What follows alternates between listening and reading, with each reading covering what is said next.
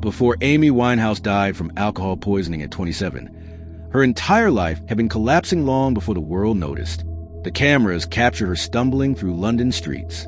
The headlines mocked her spiral. But few asked how a girl, one of the greatest voices of her generation, ended up destroying herself in plain sight. This is the story of Amy Winehouse. Amy Jade Winehouse was born on September 14, 1983, in Southgate, North London. Her family was loud, passionate, and deeply connected to music. Her father, Mitch, sang Frank Sinatra covers at family gatherings. Her grandmother, Cynthia, had dated a famous jazz saxophonist. Music wasn't just around Amy. It was inside her. By age 10, she was already singing with a raw, soulful tone that didn't match her age. She wasn't mimicking other kids. She was channeling something older, deeper. Ella Fitzgerald, Sarah Vaughan, Dinah Washington, artists who poured pain into melody. But beneath the talent, cracks were forming. Her parents divorced when she was 9. The split shattered her sense of stability. She became angrier, more withdrawn. Music became her escape, the one place where she felt in control. As a teenager, Amy attended the Sylvia Young Theater School, but she didn't fit in. She wore her nose ring with pride, dyed her hair, and refused to follow the rules. She was expelled at 14 for piercing her nose and not applying herself. She didn't care. She had already decided what she wanted to be. But her rebellion wasn't just about image. Friends noticed her extreme mood swings. One day she'd be electric, full of life. The next, she'd be unreachable, locked in darkness. She began battling an eating disorder in her teens, quietly starving herself, then binging and purging in cycles no one fully understood. At 16, she started writing her own songs. They weren't pop fantasies. They were confessions, brutal, honest, and soaked in jazz phrasing that felt decades out of time. In 2003, at just 19 years old, Amy released her debut album, Frank. Critics called it stunning, mature beyond her years, a fresh voice in a sterile pop landscape. She was suddenly on magazine covers, interviews, award nominations. The industry wanted more of her, faster, bigger, but Amy hated the machine. She hated being told what to wear, how to act, what to say. The more they pushed, the more she pulled away. She started drinking heavily, not socially, destructively. She was already showing signs of what would come: the self-medication, the inability to cope with attention, the fear that success meant losing herself. In 2006, everything changed. Back to Black exploded worldwide. Her singles became anthems. Her voice cemented her as one of the greatest vocalists alive. She won 5 Grammy Awards in one night. She became a global sensation. But the world didn't just love her music. They became obsessed with her chaos. Paparazzi followed her everywhere. They photographed her stumbling out of clubs, bleeding from fights, collapsing on streets. Tabloids turned her pain into profit. Headlines screamed about her every mistake. And the public consumed it, not with concern, with entertainment. Amy wasn't a person anymore. She was a spectacle. By 2007, Amy's addiction had taken over. Alcohol, cocaine, heroin. She wasn't using recreationally. She was using to survive. Friends describe her as two people. Sober Amy was funny, sharp, generous. Intoxicated Amy was destructive, paranoid, unreachable.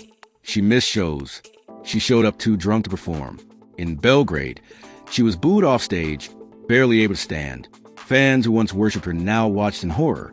But Amy couldn't stop. Addiction had rewired her brain. Every attempt to quit felt like torture. Every relapse felt like failure. The cycle was relentless. At the center of her chaos was Blake Fieldercivil. They met in 2005 in a London pub.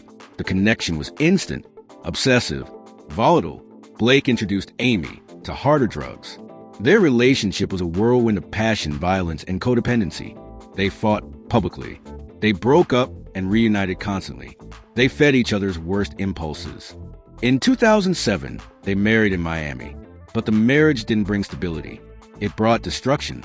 Blake was arrested and imprisoned. Amy spiraled further, writing songs about him, tattooing his name on her body, unable to let go. Their love wasn't romantic. It was suffocating, and it nearly killed her. Beneath the addiction, Amy was battling demons the public never fully saw. Her eating disorder worsened.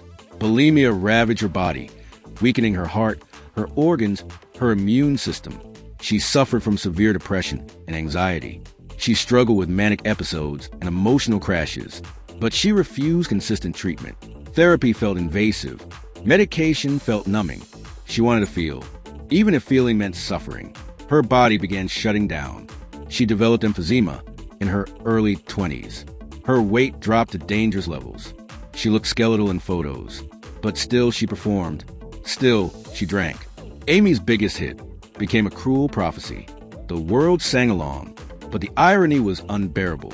She did try rehab multiple times, but rehab only works if the person is ready, and Amy wasn't. She'd check in, then check out. She'd detox, then relapse within days. The cycle repeated endlessly. Her father, Mitch, tried interventions. Her friends begged her to stop. But addiction doesn't respond to love. It responds to desperation. And Amy wasn't desperate enough. Not yet. By 2011, Amy had retreated from the world. She lived in her Camden home, drinking alone, rarely leaving. She was sober for brief stretches, then would relapse in private. In June 2011, she attempted a European tour. It was a disaster. She was too drunk to sing. Fans booed. Videos went viral. The tour was canceled.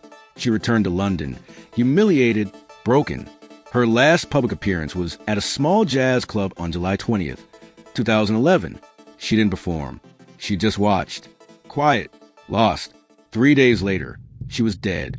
On the afternoon of July 23rd, 2011, Amy's bodyguard found her unresponsive in her bed. She was 27 years old. The cause of death, alcohol poisoning. Her blood alcohol level was more than 5 times the legal driving limit. She had been sober for weeks. Then, in a moment of weakness, she drank. Her body, weakened from years of abuse, couldn't handle it. There was no dramatic final scene. No goodbye.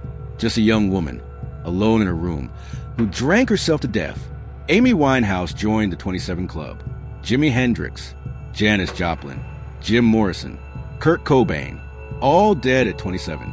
All consumed by fame, addiction, and the cruelty of public life. But Amy's death felt different. It felt preventable. The media didn't kill Amy, but they didn't help. They turned her suffering into content. They mocked her when she needed compassion. They photographed her at her lowest and sold it for profit. Her music remains timeless. Back to Black is still one of the greatest albums ever made. Her voice still stops people in their tracks.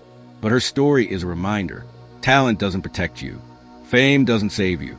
And sometimes the world watches you die and does nothing. Amy Winehouse was 27 years old when she died. She left behind 2 albums, 5 Grammys, and a legacy that will never fade. But she also left behind a warning. That genius and pain are not the same thing. That addiction is not a character flaw. That the world will watch you suffer and call it entertainment. Amy Winehouse didn't die because she was weak. She died because she was human, and no one saved her.